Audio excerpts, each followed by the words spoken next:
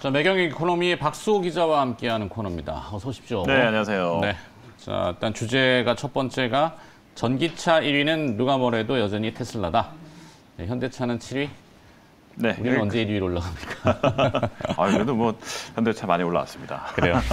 자, 지난해 이 전체 완성차 시장의 글로벌 판매량은 부진했다라고 나오는데 그 와중에 전기차가 차지하는 포지션은 오히려 68%의 성장을 보였다고요. 이 네. 내용을 좀 먼저 알려주시겠습니까? 자, 일단 작년 보통 이제 쉽게 생각하면 됩니다. 작년에 신차 판매량 얼마 정도 되느냐, 전 세계에서 한 해에 몇 대 정도 팔리냐 이렇게 보통 이야기를 하면 800만 대 생각하시면 됩니다. 800만 대. 그러면 800만 대인데 여기서 이제 그 비중이 전기차 비중이 어떻게 되나? 그러면 2020년에는 한 2.9% 정도밖에 안 되는데 작년에 굉장히 치고 올라와서 지금은 이제 한 80만 대 정도 됩니다. 그러니까 약 10%, 9.9%니까 10% 정도 되니까 이게 보세요. 그러면 전기차 시장이 이게 언제 이게 이제 시장이 자리 잡을까 그랬는데 정말 급속도로 빨리 자리 잡고 있다는 겁니다. 그래서 이 전기차가 차 판매량이나 이런 것들이 굉장히 의미 있게 계속 지표를 봐야 된다는 거죠.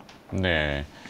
자, 대륙별, 그러면 기업별로는 어떻게 로케이션을 하고 있는지 MS라고 해야 되나? 마켓이요? 그것도 좀 풀어주시면요. 일단 친환경 그리고 아무래도 그런 규제 그리고 정부의 정책 이런 쪽이 좀 강한 데가 네.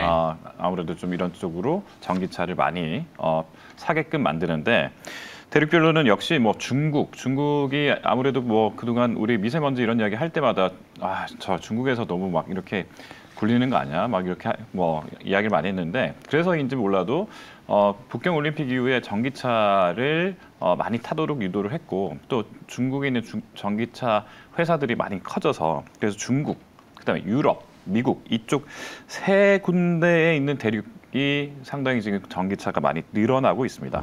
특히 이제 중국이 전기차 판매량이 507만 대, 그래서 점유율이 63.3%. 그러니까 이제는 그런 휘발유를 쓰는 차보다 이제 전기차가 더 많이 팔리고 있는 시대다. 이렇게 정리를 하면 될 것 같고요.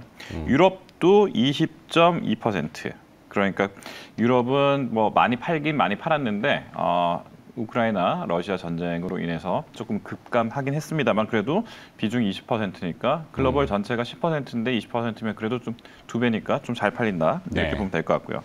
테슬라의 나라 미국 같은 경우도 계속해서 잘 팔리고 있다. 이렇게 정리할 수 있겠습니다. 네.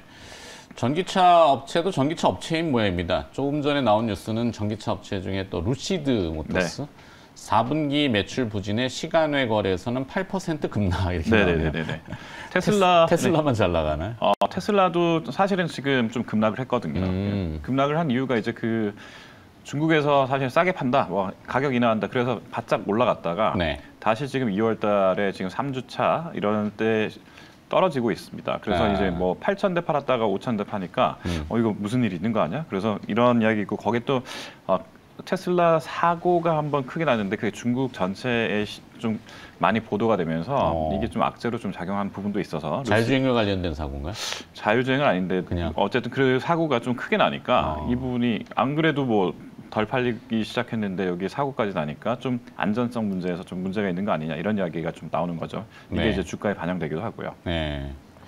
자, 그러면은 결론을 좀 지어봐야 되는데 현대차는 7위라고. 네. 현대차가 작년에 테슬라가 131만 대 정도 팔았습니다. 네. 전 세계 1위인데요. 근데 현대차가 이제 7위인데 37만 대 정도 팔았습니다.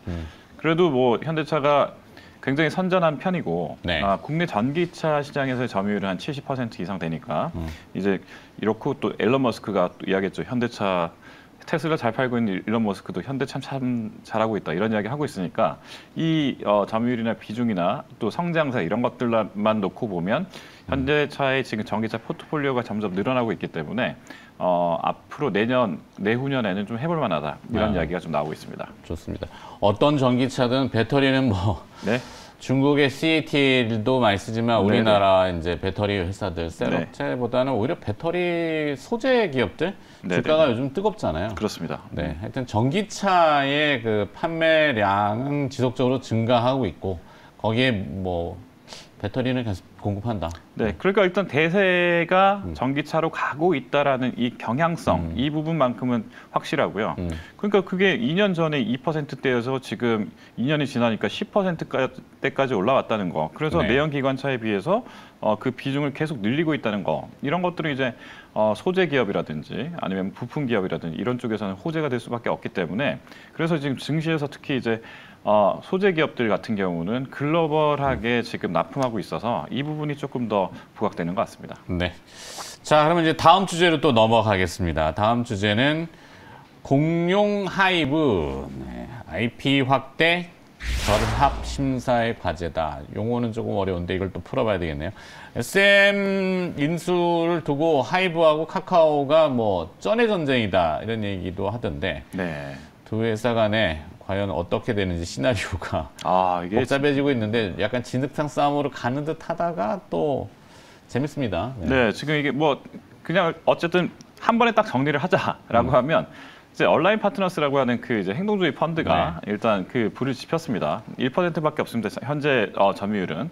그런데 이제 온라인 파트너스가 계속해서 주주 환원 정책을 펴라. 그리고 주주 친화적인 그런 정책을 펴라 이렇게 계속 주장을 하면서 SM 경영진과 현 경영진과 함께 손을 잡고 이제 창업자라고 볼 수 있는 이수만 총괄을 밀어내는 그런 형국을 연출했습니다. 그런데 이수만 전 총괄이 여기서 그렇게 자꾸 나를 밀어낼 것 같으면 차라리 나의 지분을 하이브한테 주고 하이브 연합군을 형성해서 경영권을 계속 유지하겠다.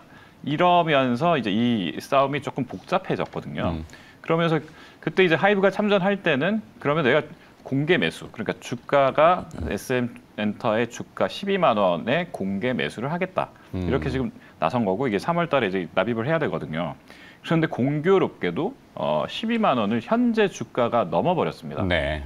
그럼 공개 여기서, 매수가를 넘은 거죠. 네, 그러면 이제 여기서 25%를 공개 매수를 해서 12만 원에 사겠다 이렇게 된 건데, 그러면 일단은 7조 이상의 돈을 들여서 일단 12만 원으로 살려고 했는데 13만 원 되고 14만 원 되면 추가 공개 매수를 또 해야 되는지 이거에 대한 또 고민에 빠져 있는 거고요. 네. 이럴 때 이제 온라인 쪽에서 이제 카카오를 참전시켜서 어차피 카카오 엔터는 원래 SM 엔터를 살려고 했던 그 움직임이 있었거든요. 네. 근데 그러면 이제 온라인과 카카오 엔터가 연합군이 돼서 이거보다 더 높은 가격을 제시할 수도 있지 않을까. 그때 이야기했죠. 우리 그 빈살만 쪽에서 그러니까 사우디에서 이제 자금을 공급받았으니까. 그러면 증권가에서는 14만 1,000원까지는 SM 엔터가 지를 수 있겠다. 이렇게 생각할 수 있으니까 그럼 재밌네 이러면서 개인 주주들이 이제 소액 주주들이 그럼 여기에 나도 좀 이렇게 차익을 좀 봐야 되겠다. 그래서 7만 원대 주가가 지금 12만 원을 왔다 갔다 하는 식으로 갑자기 급등했거든요. 3개월 만에. 네. 그러니까 이런 전반적인 싸움에서 하이브가 과연 그러면 공개 매수 12만 원을 잘 지키면서 그 원했던 주주 점유율을 가져갈 수 있는지 이게 이제 관전 포인트가 되는 거죠. 자, 최근에 SM 주가가 말씀하신 대로 올라서 사실 이게 누가 좋은지는 모르겠어요. 주주들이 좋을 수도 있나 싶긴 한데 뭐 팔 거면은 카카오하고 하이브하고 이제 불편한 동거 뭐 이런 얘기까지 있는데 그렇죠. 뭐 아무래도 나가면 어떡하죠, 이 총괄과 하이브가 한 편인데 여기가 지금 현재 공개 매수만으로 만약에 확보할 수 있는 지분이 한 40% 정도가 됩니다. 그런데 뭐 어차피 상장사니까 뭐 카카오 엔터든 누구든 여기 살 수 있잖아요. 그러면 카카오 엔터도 만약에 한 9%에서 12%, 15% 해서 2대주 정도의 위치가 되고 이사회에서 이사 자격을 하나 얻게 되고 그러면 아무래도 하이브랑 카카오 엔터가 이제 동거하는 그런 그림도 그려볼 수가 있거든요. 그래서 이런 점에서 봤을 때 불편한 동거가 될 수 있다. 이럴 수도 있고 또 하이브가 공개 매수 12만 원보다 더 지금 가격이 올라버려서 40% 우금까지 포함해서 40% 이상의 지분율을 확보하지 못하면 그러면 정말 이게 춘추 전국 시대 같은 SM 엔터의 상황이 벌어지거든요. 주주 구성에서. 이랬을 때는 사실 불편한 동거가 진짜 시작될 수 있다. 이런 다양한 시나리오들이 지금 나오고 있습니다. 뭐가 뭔지 모르겠네요. 하여튼 뭐 이수만 총괄하고 하이브가 연맹을 맺은 건지도 사실 잘 모르겠어요. 네. 공개적으로 우리는 한편 이렇게 얘기한 건 사실 아니거든요. 근데 상대적으로 상대편은 너무 확실하니까. 네. 네, 그래서 이제 증권가에서는 한 편이 아닐까 이렇게 이야기를 한 거죠. 네. 자, 어떻게 알겠습니까, 속내를. 자, 이번에 SM 인수전으로 그러면 어떤 이 K 컨텐츠, K 엔터의 지각 변동인데 그 구도는 어떻게 잡혀가는 거예요? 일단 뭐 공정위가 만약에 하이브가 SM 엔터의 대주주가 된다고 했을 때 기업 결합 심사를 하겠다라고 표현을 하는 것만 봐도 SM과 하이브가 전체 그 국내 음원 시장이나 아니면 그 엔터 시장에서 차지하는 비중이 상당히 과점에 가까울 정도로 높아질 수밖에 없겠구나 이렇게 볼 수 있기 때문에 그래서 이 부분을 놓고 보면 K 엔터에서 다른 그 기획사, 연예 기획사라든지 엔터사가 떨 수밖에 없겠죠. 그래서 이 지각 변동에서 하이브, SM 연합 구도가 되면 다른 중소규모의 엔터사들이 사실은 불만을 가질 수도 있고 앞으로도 여기에서 그 점유율이 너무 강하다 보면 뭐 여러 가지 이제 좀 시장 우월자적 위치를 확보한 쪽에서 조금 더 다양한 그 마케팅 전략을 펼치다 보면 상대적으로 노출 빈도가 낮아질 수도 있기 때문에 그래서 네. 이런 부분들에서는 중소 엔터사 입장에서는 좀 악재다 이렇게 인식하고 있습니다. 네.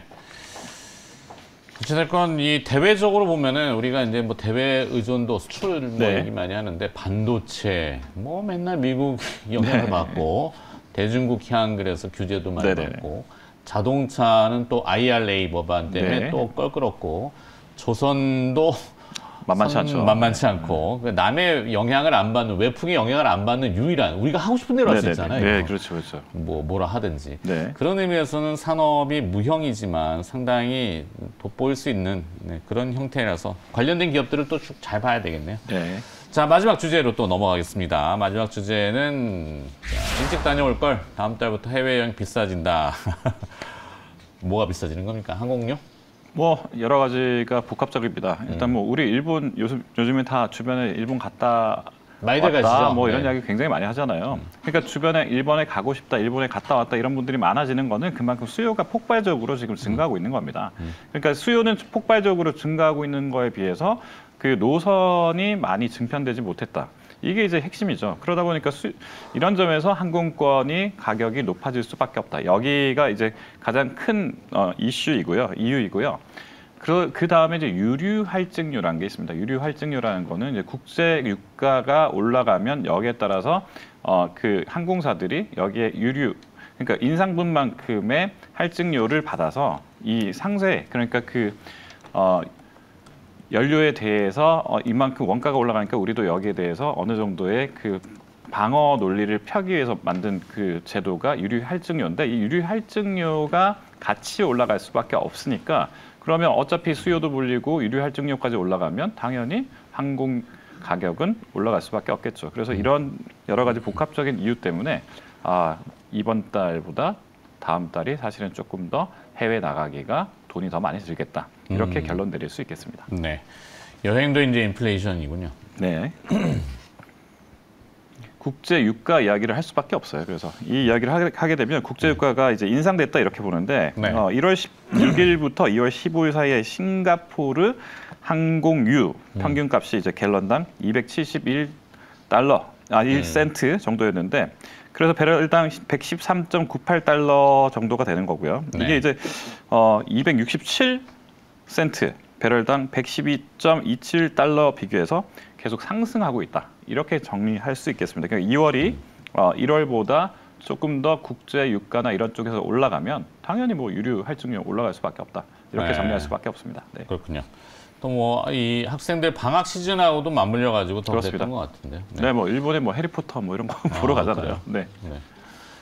그럼 LCC 비용 항공사. 네. 네, 이쪽도 잘 봐야 되겠군요. 그렇습니다. 네, 네. 알겠습니다. 잘 들었습니다. 네. 자, 매경 이코노미 박수호 기자가 오늘 또 여러 가지 주제들을 알려주셨고요. 또 힌트를 많이 들려주셨네요. 고맙습니다. 네, 고맙습니다.